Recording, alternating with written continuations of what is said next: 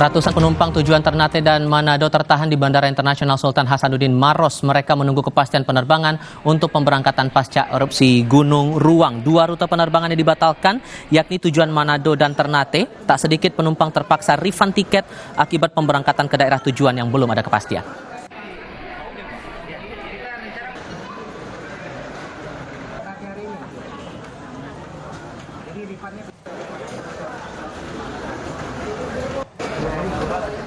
Dan demikian rangkaian Kompas Petang untuk hari ini. Saya Tifal Solesa. Saya Audrey Chandra, terima kasih. Sampai jumpa lagi.